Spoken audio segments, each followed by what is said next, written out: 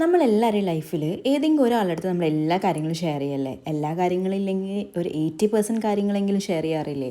അങ്ങനെ എൻ്റെ ലൈഫിൽ വളരെ ചുരുക്കം ആൾക്കാരേ ഉള്ളൂ. ഞാൻ അങ്ങനെ എല്ലാവരുടെ അടുത്തും എല്ലാം ഓപ്പണായി സംസാരിക്കുന്ന ഒരാളല്ല കേട്ടോ. സംസാരിക്കുന്നത് തന്നെ വളരെ കുറവാണ്. പക്ഷെ എൻ്റെ കല്യാണം കഴിഞ്ഞ ശേഷമാണ് ഞാൻ കുറച്ചും കൂടി ആൾക്കാരായിട്ട് മിങ്കിൾ ചെയ്യാൻ വേണ്ടി തുടങ്ങിയത്. അതിൻ്റെ മുന്നേ വരെ ഒരു ഇൻസെക്യൂരിറ്റി ഉള്ള പോലെയാണ് സംസാരിക്കാൻ വേണ്ടിയിട്ട്. ആൾക്കാർ നമ്മളെ ജഡ്ജ് ചെയ്യുമോ, ആൾക്കാർ നമ്മളെ പറയുന്നതൊക്കെ മനസ്സിലാക്കുമോ എന്നൊക്കെയുള്ള ഒരുപാട് ടെൻഷനായിരിക്കും ഒരു കാര്യം സംസാരിക്കുന്നതിൻ്റെ മുന്നേ. പിന്നെ ഞാൻ നേരത്തെ പറഞ്ഞ പോലെ എല്ലാ കാര്യങ്ങളും എല്ലാവരുമായിട്ട് ഷെയർ ചെയ്യുന്നതിനോട് എനിക്ക് വലിയ താല്പര്യമില്ല കേട്ടോ.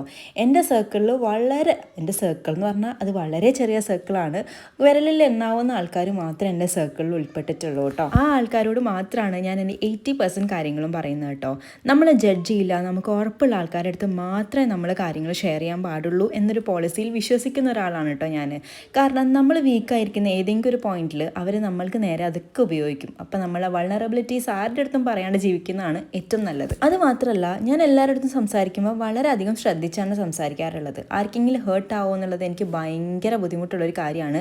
അതുകൊണ്ട് തന്നെ വളരെ ശ്രദ്ധിച്ചിട്ടാണ് ഈ ആൾക്കാരുടെ അടുത്ത് എല്ലാവരുടെ അടുത്തും മിങ്കിൾ ചെയ്യാറും അതേപോലെ സംസാരിക്കാറുള്ളത്. പിന്നെ എൻ്റെ ഓപ്പൺ ഡിസ്കഷൻസിൽ ഒരാളാണ് കേട്ടോ അമ്മ. അമ്മേൻ്റെ അടുത്ത് ഒരുവിധം എല്ലാ കാര്യങ്ങളും ഷെയർ ചെയ്യാറുണ്ട്. പിന്നെ നിങ്ങളെ ജഡ്ജ് ചെയ്യുന്ന ആൾക്കാരുടെ അടുത്ത് നിന്ന് നിങ്ങൾ ഒന്ന് വിട്ടു നിൽക്കുന്നത് വളരെ നല്ലതായിരിക്കും. അപ്പോൾ നമുക്ക് അടുത്ത വീഡിയോയിൽ കാണാം. ചാച്ചാ.